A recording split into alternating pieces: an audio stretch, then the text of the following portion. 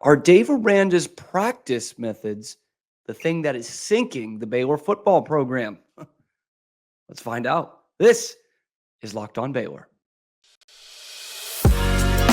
You are Locked On Baylor, your daily podcast on the Baylor Bears, part of the Locked On Podcast Network, your team every day.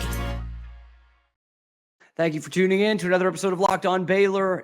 Thank you for making it your first listen today and every day. Today, we're brought to you by Prize Picks. And just remember, this show is the only place where you get exclusively Baylor content each and every weekday. I'm your host, Cameron Stewart. Thank you for tuning in.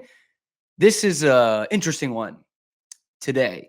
We're going to talk back to football, back about Dave Aranda, and a little bit about how his practices are run and how that's different to some Baylor coaches in the recent past and how that could be contributing to the poor results on the field this year. I do a weekday radio show with Drake Toll. It is called the Drake Toll Show, so I guess I do it with him, under him, so to speak, as the co-host.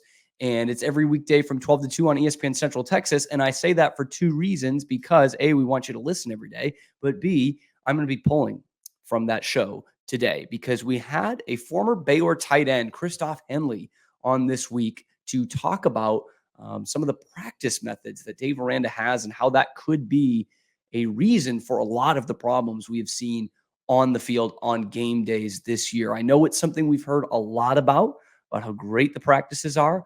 And Christoph is a guy who played for both Matt Rule and under Dave Aranda, so he has varying perspectives on what Baylor practices would look like under different coaching staffs. And honestly, y'all, I would recommend listening to the full interview as well on YouTube, but genuinely just hear him out where he's coming from. He's got a unique perspective, one that not many people on the planet have, having played for both coaches. And there was nothing about this interview that made it seem like a, bitter ex-player is out to get his coaches or his alma mater or anything like that. He seems like a very proud Baylor guy, Baylor fan, but brings up some pretty notable concerns about the way the program is being run specifically in practice. He's not necessarily pointing fingers. He's not trying to hang a guy in effigy or anything like that. He is just pointing out the things that might lead to the things that we as fans are seeing on the field and complaining about just about every week, and justifiably so. So with that, I'm going to toss it off to this one answer from Christoph about, how those methods have manifested themselves on the practice field and why that might be leading to some of Baylor failures on game day.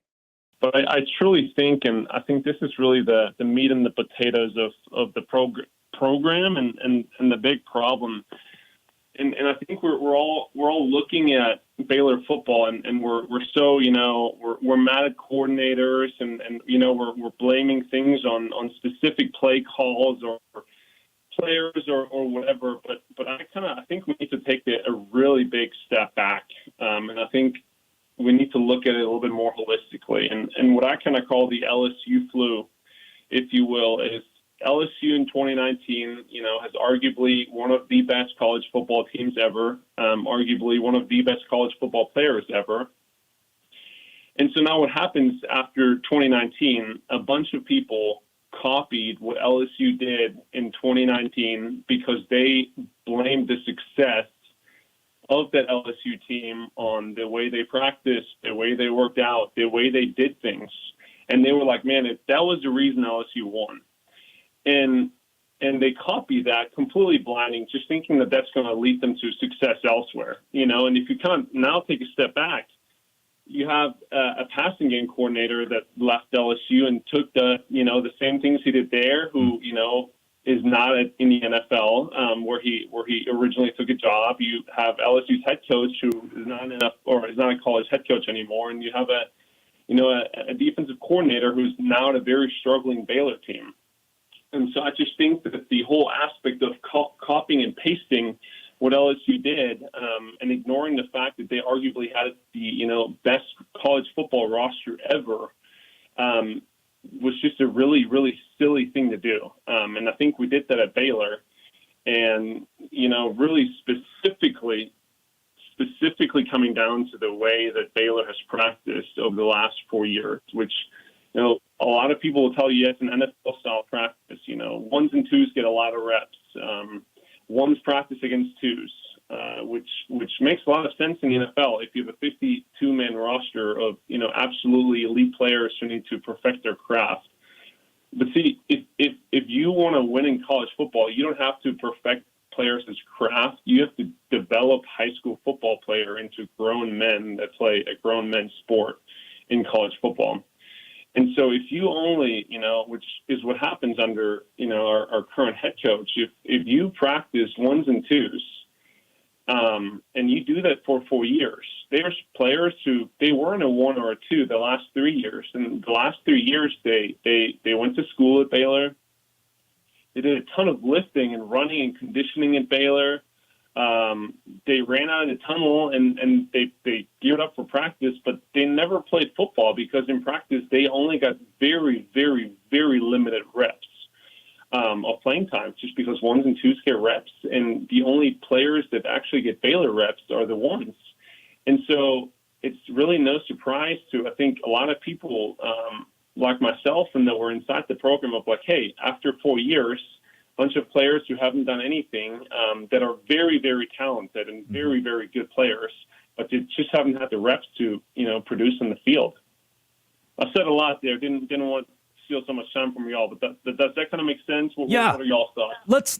I want to unpack that a little bit here. So effectively, when you talk practices, the Baylor format is following more of an NFL style, or the way LSU did it in 19, trying to build effectively an NFL roster. Yeah, which they kind of did, but yeah. And on the Baylor side, what you're seeing is a lack of development because there's so much of an emphasis on creating a strong ones and twos. Is that right? Yeah, exactly. You hit the nail on the head. Give me, Christoph, then. I mean, you got to play for a couple of head coaches here. I don't want to play a comparison game between Matt Rule and Dave Aranda. What makes one better than the other? I don't want to dig into that. But from a practice standpoint, or even from an aura standpoint, right? You see two head coaches who are very different when it comes to addressing the media or addressing the team. All different styles of head coaches can win. These two are the polar opposites. When you sit back and think, all right, here's how one guy recruited, how one guy developed, how do you discern your time playing for each head coach? Yeah. Great question. Again, I don't want to play the comparison game here, but I will say this. You go a lot of seniors that were seniors in 2021. Like I'm talking about Tyquan Thornton, about the Terrell Bernards and the Jalen Petries and the Gary Bohannons and Connor Galvins. I mean, you talk about the JT Woods. I mean, you could name them, right? Those are players that they had 2 to 3 years of just absolutely billions of reps under a Coach Rule practice. Yep. I mean, they had the college football development 101 under Coach Rule. And then all of a sudden Coach Aranda comes in and he runs an NFL-style practice, which worked amazing with these guys. Because at Terrell Bernard, he didn't need, 100 reps every practice. He didn't need that. He was a fifth-year senior who he just needs to perfect his craft. And guess what? That worked in 2021. And Baylor had the most successful season that Baylor has ever had in history. But that does not work the years after if you have a bunch of young guys coming in that you need to develop to build a championship like that again. And so I think that is where the crucial mistake has happened and is happening, is that although, yes, you need to make sure that those seniors, like in 21, were able to define and really develop their craft and perfect their game, but you can't do that at the neglection of everyone else, and the future of your program will not give other people and the younger people in the developing kind of generation the Baylor reps. And today's episode is brought to you by Jace Medical. Now, there's a lot of uncertainty in this world, and that's why you need peace of mind. And the way to get that is through Jace Medical and through the Jace Case. The Jace Case is a personalized emergency medication kit that contains 5 essential antibiotics that treat the most common and deadly bacterial infections. And you can also customize your case and add additional life-saving medications based on your unique needs. Good thing about it, Jace Medical now offers customizability for that Jace Case with dozens of those add-on medications. So you choose the ones that best fit you and your family's unique needs. And going forward, Jace is continually working to expand their medication offerings. And in those recent efforts, they added ivermectin as an option in the Jace case. And you can buy a gift card. The holidays are coming up. Buy a gift card for your family or your loved ones so that they can get a Jace case of their own. Can't put a price on that peace of mind. So what you got to do, go to jacemedical.com and enter the code locked on at checkout for a $20 discount on your order. That's promo code locked on, LOCKEDON at Jace Medical. Jace rhymes with case, JASE medical.com.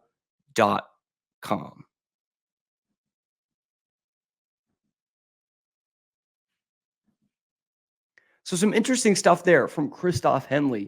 And one of the things he mentions later in the interview that I'm going to go with next is not just, the way practices look now, but the ones that he was in, specifically under Matt Rule, and the ones he saw in 2017 when the team was 1-11 versus the ones he played in as a top 10 team in 2019 that went to the Sugar Bowl. They went to the Big 12 championship game and was far and away the most successful season in the 3 years under Matt Rule. And this kind of links back to the kind of annoying things we hear all year.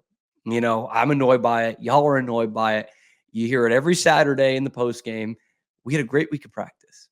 Tuesday practice was awesome. Oh, we're so explosive in practice.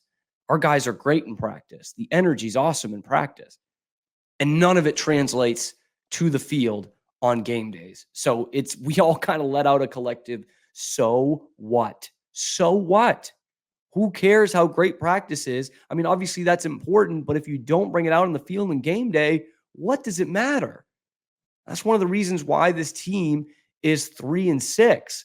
And you might be annoyed by him saying that, but what Christoph is about to tell us is that's not just annoying, but actually a little bit concerning about the way they kind of take away, both the players and the coaches, what they just did at practice and how they should be confident going into the game. Watching this year's team, it feels like, they're disciplined in that, they don't get a ton of penalties, but it's the same things every week. It's not being able to stop the run. It's not being able to establish the run. It's not getting separation from outside receivers. So I guess my question is, with these guys, these number ones, the only ones getting the reps, why doesn't that improve from week to week, just from your perspective as someone who has played the game? Yeah, I think that's a fantastic question, but again, I think you should look at it more holistically. Yes, every team in college football is going to have ups and downs through every season. Individual players and whole teams, they're going to get better throughout season, or some are going to get worse, right? But overall, I think holistically, you need to look at how have these players been developed the last 2 years, that are playing right now. You're talking about not stopping the run. Well, I'll tell you, being able to stop the run starts if you're a freshman on the scout team and you hit the A gap against your first team running back. And you do that as a freshman every single Monday and Tuesday and Wednesday. And by the time you're a sophomore and junior and you actually play against the other teams as number one running back, you're like, man, I practiced against Treston Ebner and I practiced against Jermichael Hasty and I practiced against Abram Smith, and John Lovett and all these guys. I can take this other guy on, but if you don't do that repeatedly in practice, it's just not going to happen in the game consistently. And I think consistency is the biggest word there, right? We have all the talent in the world at Baylor to be a good team. I think we showed that playing against Utah. I think we showed that we have a squad that can play. I think we showed that when we played UCF, that if we want to play, if we show up, we can show up against anyone. There's no one that there's not a team that I think on our schedule this year that we couldn't have beat. But again, consistency is the problem. And I think again that all dates back to simply the fact the way practice is handled over years and years and years. That good about practice, and it makes sense, right? He talks about 2017, having the swagger of, hey, we're going to win the national championship. That's probably some of the confidence that Rule instilled in those guys. And I don't doubt that Dave instills confidence in his guys. I don't think that's the main issue here. But it's a lot of going up against young guys, basically high school football players, and you look good and you make explosive plays versus that 2019 team he's talking about where they were just like, are we any good at all? They're beaten up and they're beaten down after a practice because it's so high intensity. Everyone's getting their shot in there. They don't want to feel like they're missing it. And that next man up mentality is something that is very palpable on those rule teams because so many guys are being factored in practice. And that's another point that Christoph makes in this interview here, just about reps in general. He talked about it earlier where, so many guys aren't getting the reps that they need. We talked about it in the 2021 practice where Terrell Bernard and Jalen Petrie, they had those reps. They didn't need those reps. They needed to perfect their craft and really key into the game plan, work on those techniques, take those things from being the toughest step of being a good college football player and a good college football team into a great player and to a great team. And that worked with 2021 because they were all rule guys, but they were so experienced. They had played since 2017, 2018. They got all those reps, both in practice and in game situations. And you just can't quantify how important that is. And so that method, that LSU method, is perfect for those veterans and those guys in 2021. But since then, and since that crop left, it's been all downhill. And it's got to link back to player development somehow. And part of it is these guys, as freshmen, aren't getting enough reps in practice, at least from what it sounds like, at least from what we hear from the guys that played for him. Here's what Christoph had to say about the young guys getting reps each and every practice. If you're a Baylor fan, assuming Dave Aranda is back next year, why should the fan base still have faith in this staff? And is there a way you clean it up and see a massive amount of progression going into next season? Yeah. Yes, great question. I'll comment on one thing first. I'll tell you one thing. If you talk to people in the 2017 1-11, the team that won 1-11, those guys thought that they were going to win the national championship. Like their practices looked amazing. Like they were like, I was there as a recruit, and they like, man, they were like, we looked so good. I'll tell you another thing. Before we won the Big 12 and the Sugar Bowl, like we came off practice and we're like, man, are we any good? Because when two good players practice against each other, it's just not going to look cool. It's not going to look great. So I feel like there's a lot of, if somebody ever tells you, man, we just look so great in practice and we can't do it in the game, I think there's a lot of danger in that because, again, kind of what you're saying is like usually a really good player and a not so good player are matched up against each other, and that looks really good in practice, but all of a sudden when you then play somebody else in practice in a game who's also good, it doesn't translate. So I would be very, very careful of kind of, saying things like that and kind of, I guess, affirming as a fan in that. Yeah. Today's episode is also brought to you by Prize Picks, the #1 largest daily fantasy sports platform in North America. It's the funnest way for me to make some money on the weekends. And with basketball season now in play, there's so many options you have. You were already doing it for football. I already know it's better to me than just regular fantasy football. I love the daily fantasy stuff. Gives you a new slate every day. But now with basketball season here, you can now pick combo projections across football and basketball from the Specials League. It's a league created specifically for combo projections that includes 2 or more players from different sports or leagues. So, for example, you want to pick Tyreek Hill and Steph Curry for a 12.5 combo of 3 points made plus receptions. You can do that.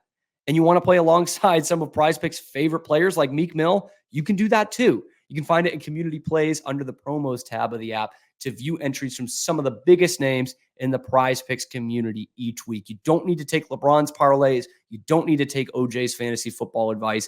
You can see it from guys like Meek Mill and make money off it just like they are. And the best part about Prize Picks is they even offer that reboot policy so that your entries stay in play even if one of your players gets injured. So for those football and those basketball games, if you have a player who exits the game in the first half and doesn't return in the second, that player is rebooted.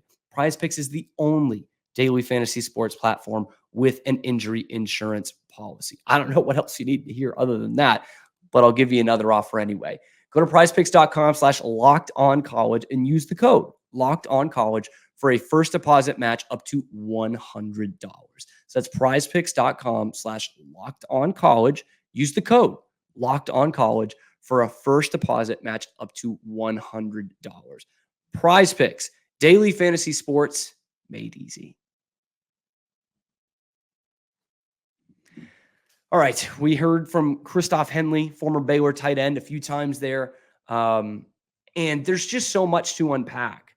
You're talking about the LSU method and how important it was to the 2021 team's success, but how that just doesn't carry over. And I just wonder about, these guys who are exclusively on the scout team and never getting a shot for these real reps in practice. And it's something we talked about, and we talked about with Blake Blackmar the next day, a guy who played for Art Briles, Jim Grobe, and Matt Rule in his time. And he laid it out what their practices were like and how important the scout team was, and that everyone was getting a shot in kind of different ways. And then we actually got, after that interview, an anonymous source who I have seen and confirmed is a good source, who would absolutely know what he's talking about in terms of these practices, both for Coach Rule and Coach Aranda.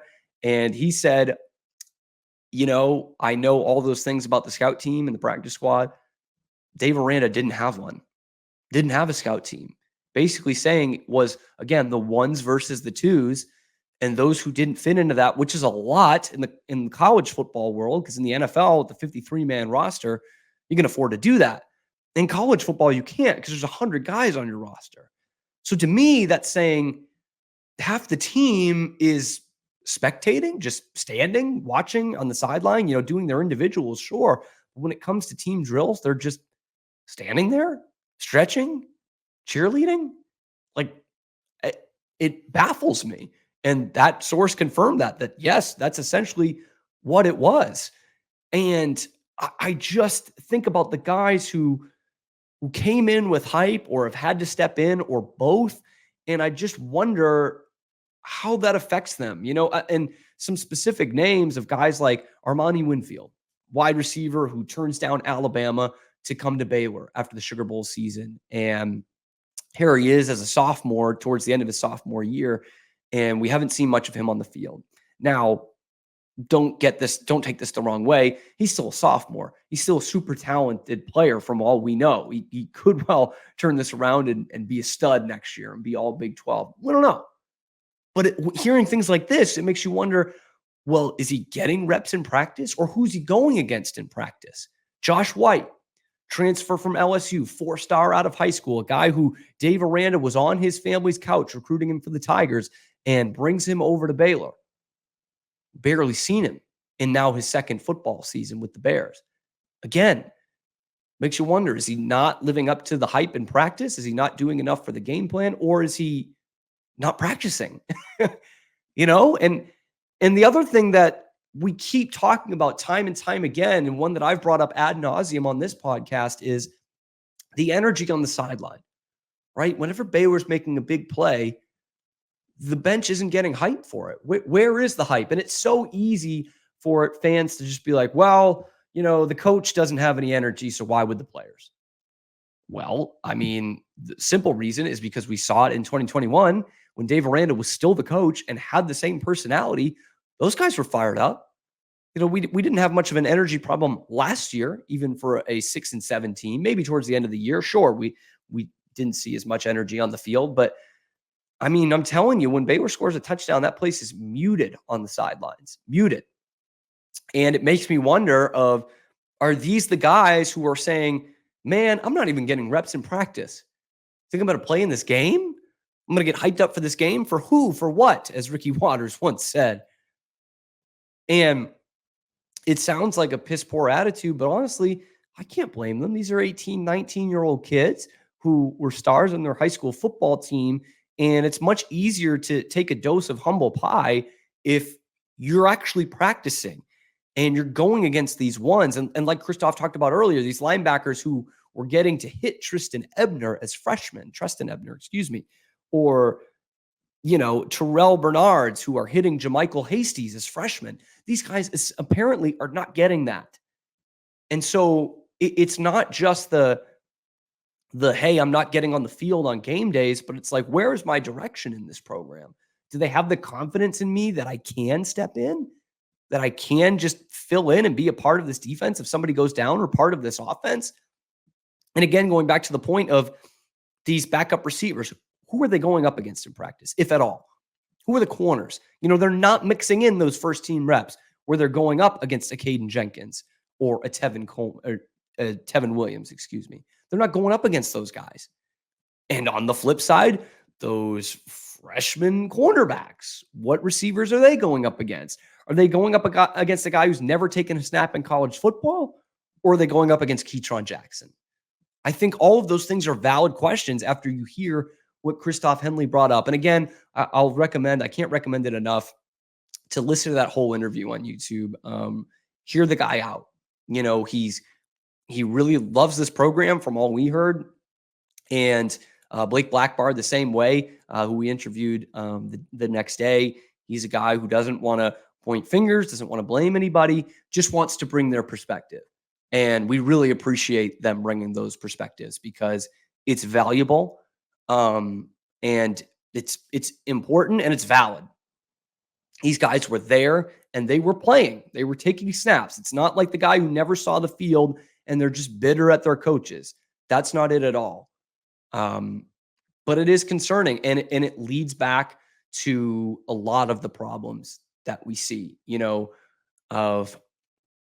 Christoph talked about it, the same problems every week with not being able to stop the run, and guys were subbing in, and when one guy goes down, you're SOL, man. It's what it sounds like. And the energy on the sideline, and the stuff that we hear from Dave every week about, hey, we're great in practice, it's just not translating.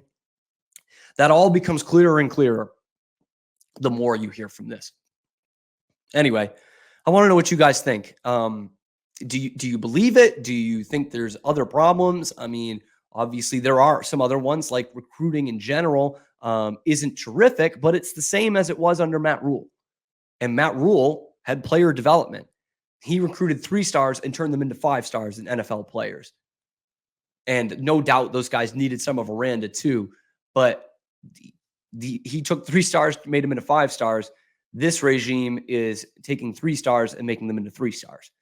And that's why Baylor, I think, can't keep up. It just makes a lot of sense. But anyway, let me know what you think. Let me know what you think about the game Saturday. We're going to preview that tomorrow. I don't think it's going to be very pretty, but thank you for making it your first listen today and every day. I truly appreciate all y'all that listen to the podcast all the time, that retweet, that comment, that like, subscribe, tell your friends about it. I really appreciate y'all. We'll be back tomorrow. This has been, always will be, Locked on Baylor.